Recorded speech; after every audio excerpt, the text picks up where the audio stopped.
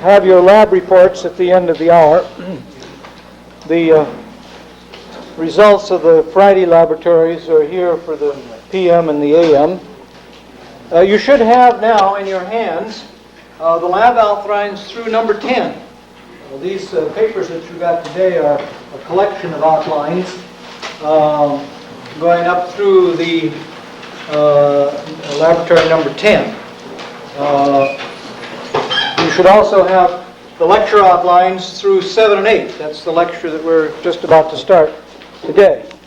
And last time I gave you the date the lab reports are due outline, and if you didn't get it, why, you can get it from Mr. Weaver or Mr. Fong over in Enology building. Now the references on French wines, which we're going to be talking about today on Friday, are not very good. Johnson's book has a lot of fact as well as fable in it. Same thing is true of Simon's book. I'd appreciate it if you don't take out books on French wines at the present time so that the whole class can use them. Otherwise, I've got to go over and put a lot of books on reserve, some of which will be used and some of which won't be used. So if you want to look at these books, just use them in the library, and we won't have to put them on reserve. Now, there's a lot of mystique, I've called it here, or a certain amount of snobism, and certainly a lot of romance about French wines. Just quickly reviewing the VIT3 material, it's the largest consuming country in the world. It doesn't make as much wine as Italy, but it almost makes as much wine as Italy. It's certainly second or third largest acreage in the world, grapes.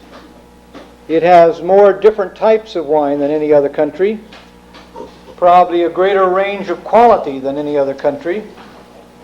It is a country that is obsessed almost with its own image of what the wines of France mean to the French people. Even the lowliest peasant considers that the wines of France are a part of his French heritage, and that France is great partially because it produces French wines. That whether that's true or not, that's the impression you get. And I think it is undoubtedly true. We don't quite know why this is true. Why should the French, of all the people of Europe, have developed this almost worship of the vine and worship of things connected with the vine? It wasn't always true. During the Dark Ages, the wines of Spain, the wines of Italy, the wines of Cyprus, Madeira, Crete, were all better known in Northern Europe than French wines were, and were all highly praised. I think that was because in that period of time people were interested in a considerable amount of alcohol in the wines, and those wines all had more alcohol than French wines. It wasn't really till after the Louis started in that French wines began to be developed as a very special thing of France. And it proceeded in all the areas somewhat independently of each other, because Eastern France was Burgundian, Southern France was English, and the French monarchy had a special relationship to the Champagne district. So that each in their own ways gradually developed this tradition of winemaking, and it actually reached its peak in around 1870. There were more grapes made at that time than any time in French history. I've already covered in Viticulture 3 the impact of phylloxera on this industry, and I won't repeat that except to say that it had some good things happen to it as well. It forced a whole new relationship to the variety picture. All the vineyards having been pulled out because they were dead, and putting them back, they put them back primarily with good varieties. It doesn't take very long to debase a good vineyard. it happened here in California during Prohibition. The only grapes that would ship east were Alicante Bouchers and so forth, thick-skinned varieties with lots of color. They were gradually interplanted in the Napa Valley, and you can still see vineyards with red-leafed grapes in them in September and October. Those are the interplants of the Prohibition period just in Napa Valley. So in a period of only 20 years, there was a large implanting of new varieties. Well, this probably happened many times in the past in France, so that phylloxera in that respect had a very good effect on the planting of grapes, and furthermore, it straightened out the rows. It didn't do anything else. Before 1870, the hoe was the primary method of cultivating vineyards. After that, oxen were used, horses were used, and later, of course, machines were used. And that, of course, made for better production, less work, and so forth. Now, I've also taken up the question of appellation contrôlée for French wines in Vit 3, and I will not repeat that material here, except to say that it limits the areas specifically. It limits the varieties that can be planted, and the varieties are listed, plus they're synonyms in some cases, so there can be no doubt about what they're talking about. Some varieties are listed for early retirement. That is, they will give you a few years in which to take out the variety. The Gamay in the Champagne district was such a variety. The first laws of appellation, modern appellation of origin for Champagne were 1928. It was not till 1960 that the last Gamays were officially pulled out, and I have no doubt there's still a few Gamay vineyards in the southern part of the Champagne district. They limit the production per acre, and in general this is a pretty good rule, I think. And as I said to the class the other day, looking at some of the pruning practices this year, I'm sorry that we don't have a maximum production per acre for California. The French, being very pragmatic people, not only limited the production per acre, but they put a minimum alcohol content on the wine, so that even if they tried to cheat one way, they're going to get caught up the other way, because the more they put on it, the less sugar content they're going to have, therefore the less alcohol they're going to have. Now, the appellation of origins has been considerably strengthened by the European Common Market, what is called in Europe the ECC, or what we call the ECM, European Common Market. And the strength of it has become greater now because England and Ireland have joined the common market, and presumably all the wines that go into those countries will have to comply with some sort of appellation of origin. What the European Common Market does very quickly is that they agree to abide by each other's naming practices, so that if Italy does not register by a certain time schedule Chianti in the European Common Market, anybody can use it. So there is this great mad rush in the producing countries of Europe to register all the possible geographical appellations that they might want to use for the future. And they're all very busy in the process of that at the present time. This is further strengthened by what's called the Madrid-Lisbon agreements. The Madrid Convention was in 1888. The Lisbon Convention was about 1958, and both of these agree that countries will not use other countries' geographical names for agricultural products, so that Norman butter cannot be produced in Holland, and Burgundy wine cannot be produced in the Rhone, and Bordeaux wine cannot be produced in Alsace, and so forth. These have assumed a very big importance under the European Common Market. Well, let me say a few more words now about the climatic conditions. I just was reading the other day an article by Prescott from Australia. It's really pretty cold in France. These are the average mean temperatures for the warmest months in these different districts. So you see that Bordeaux is just about, the mean daily temperature in August is just about 68 degrees centigrade. And here in Burgundy, it's about the same. It's a little cooler than that up here in Alsace, and it's also cooler over here in Chablis and Champagne. And the really warm districts are down here next to the Mediterranean, in the far south.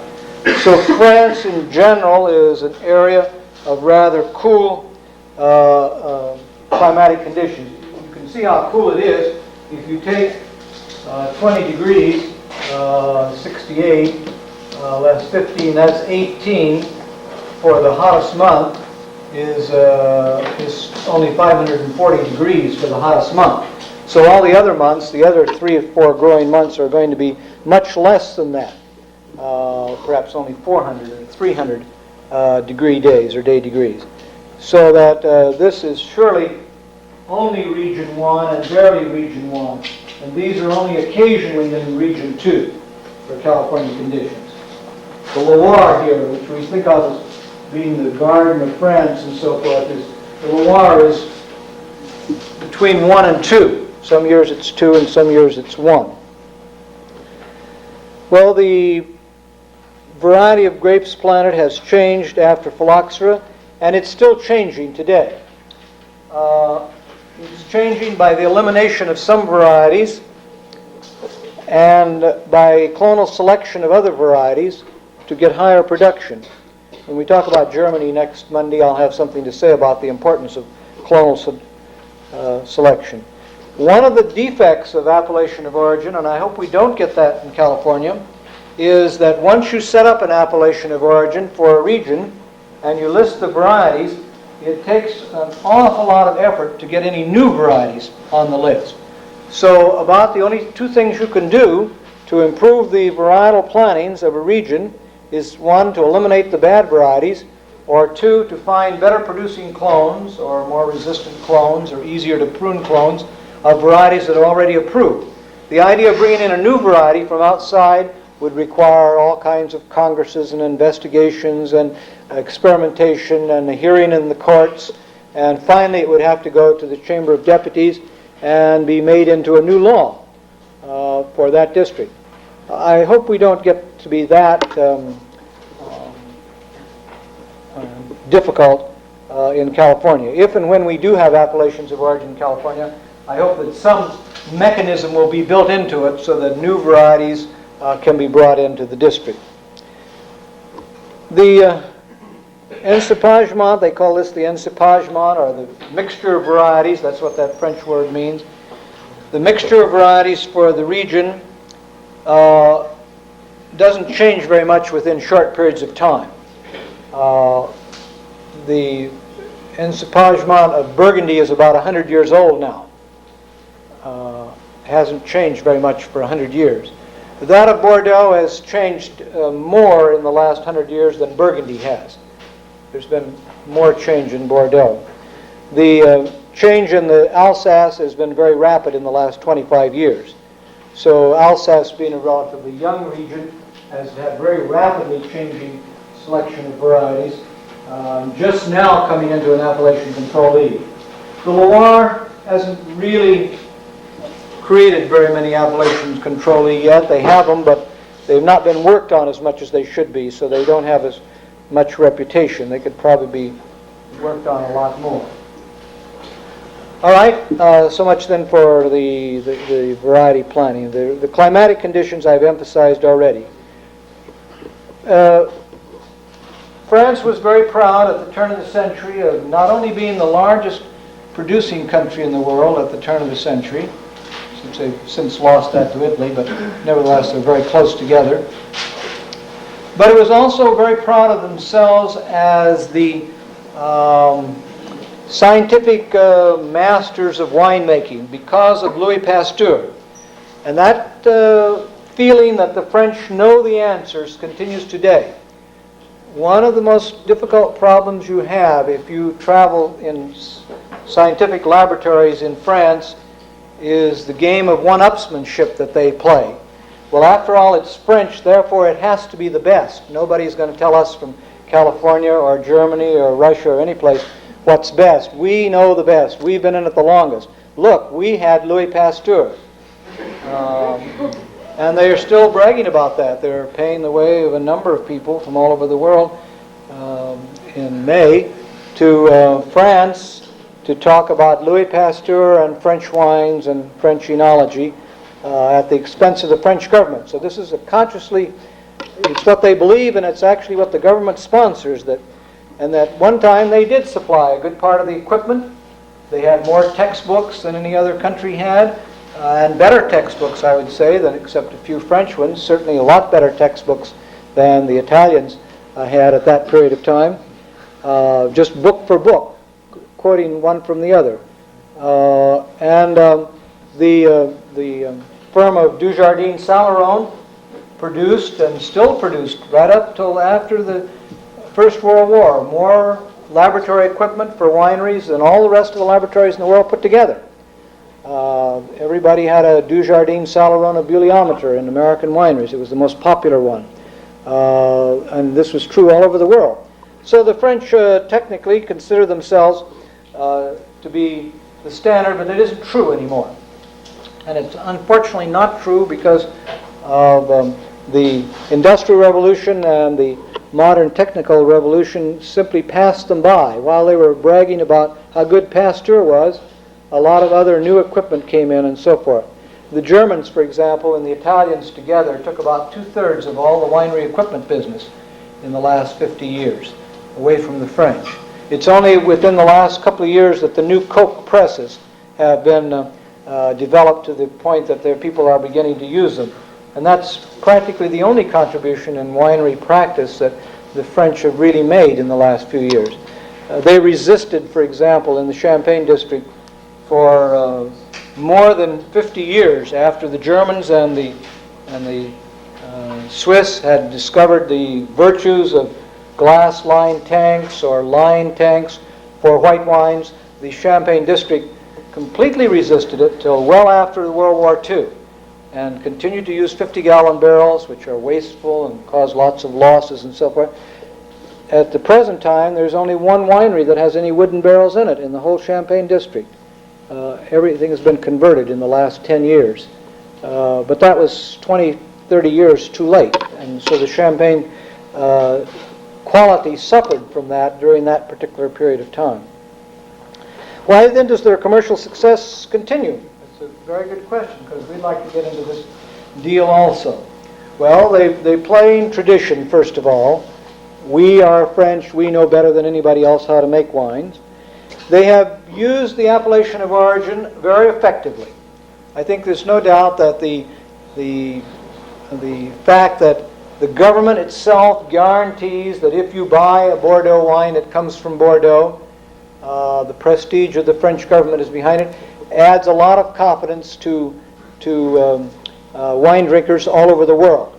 And since most other countries do not guarantee in the same way, right down to the vineyard in some cases, and certainly down to the village in other cases, that has given them a lot of prestige and given a lot of consumers confidence. I think that also the French have been very good in tasting their own wines. I think that the French and Americans have been worse on French wines than the Frenchmen themselves. It was the Americans that announced that 1959 was this year of the century, and that the greatest wines ever produced in France will be 1959. That was all because two importers got stuck with an awful lot of 1959 wines, and they had to get rid of them some way. So they advertised widely. They got a lot of their friends to say that the 59s were the greatest wines of the century. And 2 years later, the 61 came along, which was almost twice as good in some areas, and they were sort of stuck at that stage. Whereas the French people were looking at it very moderately and saying, well, 59 is a very good year, it's a millésime, and so forth, but we've seen years like it before, and we'll see years like it again. And the English have done some of the same kind of tricks as that. So that this ability to look at their product with cold commercial eyes is, I think, an advantage of the French wine industry. And then, of course, their climatic conditions do permit them to produce a large number of types of wines. They have a wide variety of climates, and they've made full use of these, and still are. Well, I propose now to take a little time for Bordeaux and a little time for Burgundy perhaps today, and then take care of all the other parts of the district of the country next time. First thing about Bordeaux is I can never understand why people compare Bordeaux wines with California Cabernet. That's a misconception that has grown and has now gotten to the point of where the industry holds tastings with Bordeaux wines, comparing them with California Cabernets. First of all, Cabernet represents only a small part of the Bordeaux and Cepagement. There are very few vineyards that have even 50% Cabernet Sauvignon in the Bordeaux district. So Bordeaux is not, per se, Cabernet Sauvignon. It's a mixture, as you know from Vit 3, of Cabernet Sauvignon, Cabernet Franc, Malbec, Merlot, Petit Verdot, and several other small amounts of other varieties, even including Saint Macaire in the Entre-deux-Mers district. At any rate, that's one difference between the two of them, which would preclude, it would seem to me, the comparison. But the other and worse difficulty is that they're not the same kind of wine. Bordeaux wines, in general, run around 10, 10.5, occasionally 11% alcohol. A California Cabernet with less than 12% alcohol is considered to be very thin. Well, when you consider what the difference of 1% alcohol, that's 10% difference in alcohol. If it's 10 and 11%, for example. And these are a little bit less than that. That's a big difference in alcohol. And it makes a lot of difference in the extract. It makes a lot of difference in softening off the acid taste. California Cabernets, because of their higher alcohol, always taste much softer and so forth.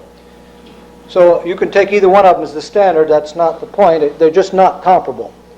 If you use California standards to judge French Bordeaux, then the French Bordeaux are going to be very thin. If you use French standards to judge California Cabernets, then California Cabernets are Algerian monstrosities with too much alcohol in them and too flat and not enough color in many cases. So that I think that's the difference, that they differ in style, they differ in fact. They're not the same. Now the soils, a few years ago the French decided to put a full-time man on Bordeaux soils, and his name was Seguin. He's published several articles now. He shows pretty definitely that there is no one type of soil in the Bordeaux region, that even in one district there are several types of soils, that the best soils of the Bordeaux region were the well-drained soils. The best vineyards, the ones with the higher alcohol content, the one with the more moderate acidity, the ones that were running 11, 11.5 instead of 10, 10.5 alcohol were the ones that were the best. They also showed that there was some retention of moisture in the good soils, that they did not dry completely out. The Graves district, for example, which is largely very gravelly, doesn't retain the moisture and also gets waterlogged at a very narrow limit in some cases, so that you flood the water or it's too dry. And you have this, in one case, the flooded soil, the roots growth is restricted. In the other case, it gets very dry and root growth is also restricted. Similarly, to finish up about that alcohol, the great period of Bordeaux wines was supposed to be in the period between 1860 and 1870. And we now have analysis of those wines. Most of the wines were only 9% of alcohol. So the idea of what is a great Bordeaux has changed in the last 100 years. 100 years ago, they were quite willing to drink Bordeaux wines at lower alcohols than they do today. That has to do, I think, with the technical improvements. They do have summer rainfall, and it's a major problem. 1964, the fungus got worse and worse. Finally, some people in desperation picked the 1964 crop before the middle of October, and they made some fair but light wines. The people who did not pick by that, they had to wait 2 weeks before they could get in the vineyards, and all, which represents about almost 2/3 of all the Bordeaux chateaux, made very thin wines. They had to take them off the skins very quickly. They had to pasteurize some of them because of the polyphenol oxidase content that was turning them brown. And some of the wines of the 1964 crop have been aging and they're already ready to drink or should be drunk already. Botrytis is the major one of the fungus problems. What's very good in the Sauterne district is very bad in the red wine districts, which are the main wines of the region. As a matter of fact, just last year in a symposium in France, they said that Botrytis is the major viticultural problem of France. I think that's maybe more true in California than we've been giving it credit for. There's been a lot of Botrytis. You remember the Martini report on fungus diseases of the Napa Valley. Mrs. Martini and her husband made a survey of this and published it in American Journal of Enology a few years ago. They showed that Botrytis in many cases was above 10% of the crop of the grapes picked late in the season in the Napa Valley. And I'm sure in some cases that was not desirable. Maybe in the whites, yes, but not in the reds. Now the next problem, which I did not take up in Viticulture 3, is why the mixture of varieties in Bordeaux. This has fascinated a lot of people, and nobody really has the best answer. Peynaud, who is a big expert in the Bordeaux Agricultural Experiment Station, published a report some years ago based on the vintages of 1958 and 59, in which he said that the situation might be something like this: that the Cabernet Sauvignon was a high tartaric acid variety, and Malbec was a high malic acid variety. And that turns out to be true. It's true in California also. The largest percentage of the acidity of Cabernet Sauvignon is tartaric acid, and in Malbec it's malic acid. And that's easy to remember because the malic goes with the Malbec, you see, so you don't have to think very hard on that. Now in a hot year, you need the Cabernet Sauvignon because it retains its tartaric acid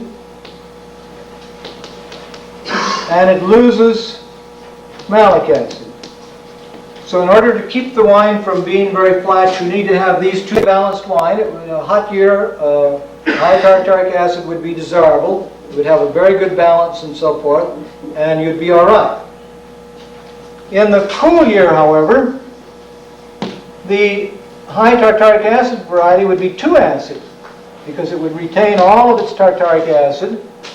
You would also retain some malic, but then you have the malolactic fermentation to reduce the malic acid.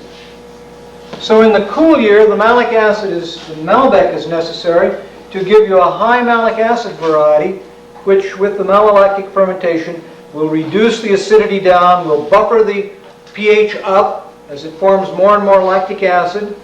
And so you'll go from a high malic acid to the very weak acid, lactic acid, and the whole thing will be smoothed off. Now that was Peynaud's theory. To a certain extent, I bought that theory. And I'm sorry that Peynaud left me in the lurch because he's now said that it doesn't work this way all the time, that there are some cases that he can't explain when they don't fall in these categories. But I think it's a first indication is that in the Bordeaux district they plan a mixture of varieties so that they will have a better balance of acidity from year to year. That I think is correct. And just how it actually operates in a given mixture, nobody has done the necessary biochemical research. But the premise is generally correct. And it may be that in some cases in California, to produce a higher quality wine from year to year, we may find it desirable to blend varieties with different amounts of malic and lactic acid for the future. I haven't tried the new Cabernet varieties, measured their tartaric and malic acid contents, but I hope somebody has, because it's certain that the best varieties in the San Joaquin Valley are going to be high tartaric acid varieties. And so if they have a high tartaric acid variety, that will certainly be useful. The Cabernet Sauvignon is a high color variety, primarily because of its very small size of berries and therefore a large surface to volume relationship. So that, and as you know, Dr. Singleton's been working on this and showing that this is a fact, that if you add more skins to the juice, you'll get more tannin, you'll get more color, and you'll get more flavor the more skins you have. So with the small berried Cabernet Sauvignon, you get more flavor. It also has the advantage that it's pretty fungus resistant. Only 1 year since, I guess we had the Federal Vineyard before we had the Oakville Vineyard. So in 38 years, only 1 year in all that time have we seen mold on Cabernet Sauvignon in the middle of the Napa Valley. That's pretty good, once out of 38 times. We've seen mold on other varieties every other year. Cabernet Franc has been adequately tested in California and has been adequately tested in the Soviet Union and in Bulgaria, of all places. It's lower in color and lower in flavor. It does not produce any more than Cabernet Sauvignon, and it's just as much trouble to train as Cabernet Sauvignon. So that we see no reason for planting Cabernet Franc in California. It matures a little earlier than Cabernet Sauvignon, which might have some advantages for some people. And for some unknown reason, it does predominate in Saint-Emilion. But the other districts, it's a minor variety. The Merlot has become more popular in this century. Malbec was popular in the previous century. Now the Merlot has come to the front. Merlot, the amount that's used, in some areas you can't find it. In other areas and vineyards, it accounts for as much as 75% of the total blend. It looks like and tastes like some sort of sport or clonal selection from Cabernet. The leaves are more entire, but the clusters have the same general straggly look of Cabernet Sauvignon. And in general, I would say that you would guess it more often than not to be a Cabernet in blind tasting. But it has slightly larger berries and slightly thinner skin. So with the larger berries and the thinner skin, you don't get quite as much Cabernet flavor, and it is more subject to fungus diseases. There was some rot in Merlot this year, for example, which was not an extraordinarily wet year. The Malbec, as much as 33% is used in a few areas, but in general the Malbec has not been as successful in this century as it was in the last century. We don't quite know why this is. Our own experience with Malbec, which is more than 30 years now, is that we have had a very hard time getting good clonal selections. We've had one of them that was virus infected. We had another one that had some sort of defect in flowering. I think altogether we've gone through 3 clones in California. The same thing is true in Australia also. They complain about the Malbec clones not being normal and so forth. It does have some Cabernet flavor, and as you might expect, it is very subject to malolactic fermentation. We had difficulty when we grew Malbec here at Davis in preventing the malolactic fermentation. The problem of this mixture of varieties is, of course, that they don't all ripen at the same time. Cabernet Sauvignon ripens after Merlot. Cabernet Franc ripens before Cabernet Sauvignon. So that you've got to go through the vineyard twice, or you've got to pick one a little too ripe if the other one is going to be ripe, or you've got to pick one ripe and the other a little too green.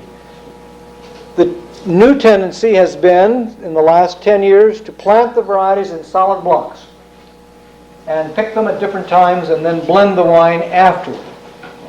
This defeats a little bit of the purpose of the malolactic fermentation, but I think is more rational in one sense, that you don't have to go through the vineyard 3 times to pick the grapes. Up until 1964, at Chateau Latour, one of the better and bigger chateaus in the Bordeaux district, they had to pick the whole vineyard 3 different times, because there would be a vine of Cabernet here, a vine of Merlot over there, and a vine of Malbec over there. Well, this increased the cost of picking tremendously, and the net result was that they decided to change it. They pulled out 1/4 the vineyard every year for 4 years and replanted the whole vineyard in blocks. and that allows them to pick each variety at its optimum maturity, and it also gives them the option of making the blend in whatever way they want. In some years they might use more of the Cabernet. I would think in the hot years, and in some of the cool years they might use more of the Malbec. And then sell the rest of the wine as Bordeaux wine, not as the commune wine, but just sell it as Bordeaux Red or Medoc Red, something like that. Those of you who haven't had Vit 3 had better read that chapter on Bordeaux districts. It's still an area of large estates in general, with some few exceptions. The cooperative system has been quite popular, and so there are quite a number of large cooperative wineries for the small producers. And in general, they've kept the large shippers. Now, the district is in the process of change right now. The big shippers are having a hard time getting enough wine to sell. The chateaus can sell all their wine by themselves. They don't need the shippers anymore to ship the wine to Hong Kong or Singapore or San Francisco. They can ship it there themselves. All they have to do is pick up a phone and call San Francisco and say, do you want 50 cases of Chateau Margaux? And the answer is yes.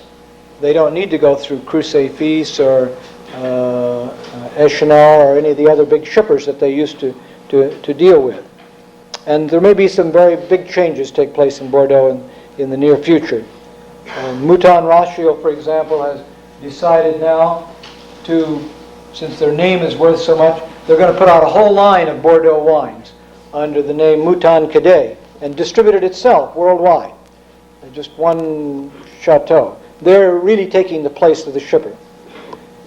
Now, I said in Vit 3 that the classification of 1855, that was a commercial classification that classified about 55 of the best Bordeaux chateaus into categories 1, 2, 3, 4, 5. I said in Vit 3 that that was out of date, and perhaps out of date with the times as well. It was based upon the prices that were paid for these 55 or 60 chateaus in 1855. It had been based upon two previous classifications of the wines of Bordeaux, so it was not a new idea. It meant a tremendous amount of money, however, to the four wineries that were classified number 1. Their prices have always been from 10 to 25% more than any other chateaus. They're guaranteed a sale every year, even during the Depression years when they were having a hard time giving away wine in Bordeaux. The big chateaus maintained their prices pretty well. The price of some chateaus is more than twice that of the next chateau on the list. In Sauternes, for example, Chateau d'Yquem regularly sells at 50% more than the next highest quality.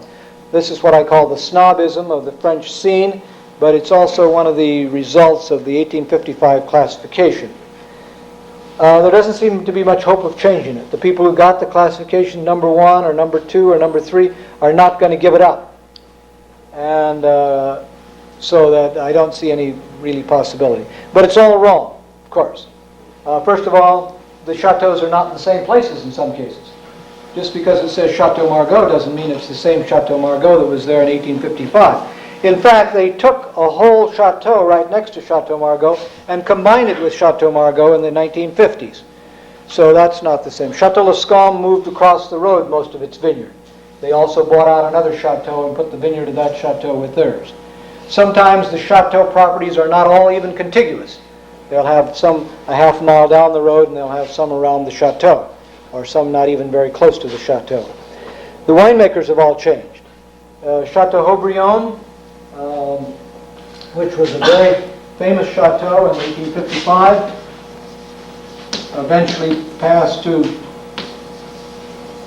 an American family who still own it, the Dillon family of Philadelphia.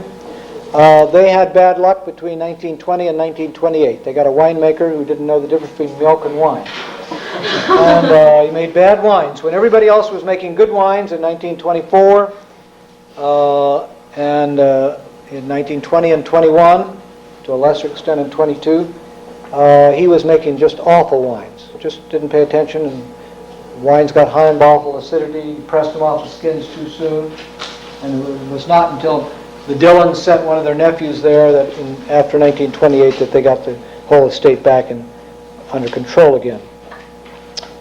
And besides that, the whole idea of the chateaus has changed. In the early days, they never declared a vintage unless it was good. There were no vintages at Chateau Lafite from 1871 till 1893, a period of 22 years.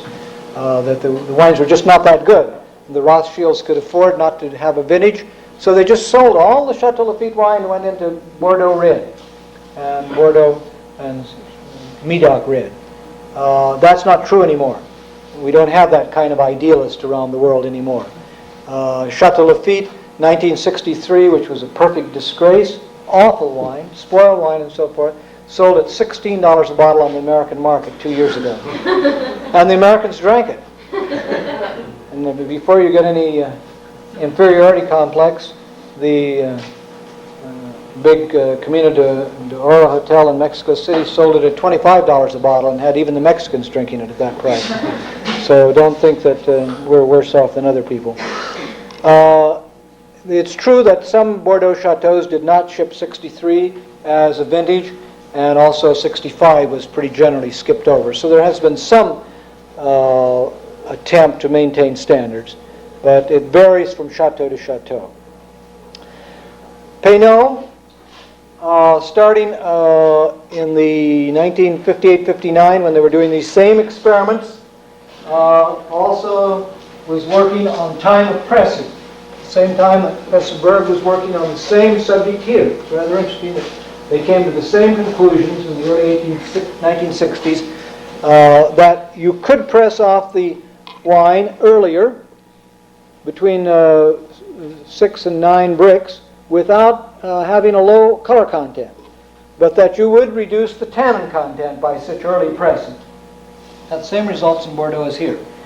And therefore, you would be better off if you wanted early maturing wines to press them in that range. And that's about 2/3 of the chateaus now are pressing in the 6 to 9 barreling area.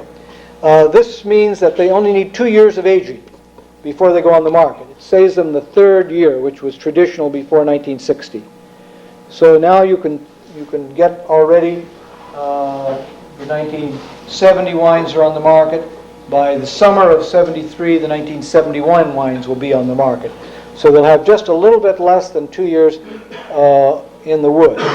Some of the chateaus have resisted this, about 1/3 of them have, and they're still fermenting them down to 1 to 2 bricks and getting more tannin, and then using 3 years of wood aging before they do the bottling.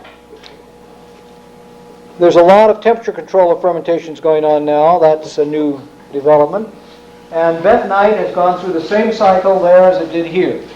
In 1935, when Sewell first came out with bentonite on the American market, there were any number of people on the North Coast that said, "Oh, bentonite, that's an inorganic material that'll spoil the wine." Well, in Bordeaux, Ribrogallon and Pinot said, "Well, bentonite, it has an earthy character." Well, we made some experiments at that time. We extracted bentonite with water, concentrated the water, and then gave them tap water to see if they could tell it apart. And aside from a little aeration that had gone through the filtration and so forth, we couldn't find any taste in bentonite. The bentonite is pretty neutral material, especially if you use a mixture of sodium and calcium bentonite. So that nobody thinks of adding charcoal to bentonited wines that Ribrogallon preached at one time to take away the bentonite flavor. And they're using bentonite as the primary fining agent in France now, just like it is in California, and it's also the primary fining agent in Germany at the present time. The 59 gallon pièce or barrel is the standard Bordeaux container, and if you can afford it, the new ones. But the new ones are for a different reason, I think. I can't prove this. I wish I could prove it. I don't think it's because they get a better quality of tannin extraction and so forth. I think it's just because there is no thing that's been constructed by human beings that's harder to take care of and keep clean than a 50-gallon barrel. it will spoil while you're turning around. And I think the reason they use new cooperage is to keep from using spoiled barrels. And just takes one spoiled barrel, dilute it out, and you can taste it a mile off even though you put 50 good barrels on top of it. It's pretty hard to dilute out a moldy barrel smell. And I've had enough Bordeaux wines now that have not been in new cooperage that have had this cask character that my guess is that that's the reason why the rich chateaus prefer to have new cooperage each year, because they never have a moldy barrel that way. They're always using new, clean oak barrels. But I don't think it's because it has any particular effect on the quality per se. It has an effect, of course, on the quality because of this fact that it's just almost impossible to keep a 50-gallon barrel without spoilage. You put SO2 in it, you get spongy wooden sides of the barrels and so forth. Fill it with lime water, it'll eventually rot. If you leave it empty, the barrel will fall apart. Anybody that's got a new idea of how to keep a 50-gallon barrel absolutely clean without any harmful ingredients, HEW or anything else, will have the world by the tail. Really. You'd be very rich people, because there are millions of 50-gallon barrels that are used around the world, and they probably account for more wine spoilage than all your Cetobacter that you can think of. Viticulture is practiced very well, and I think that helps the quality of the wines.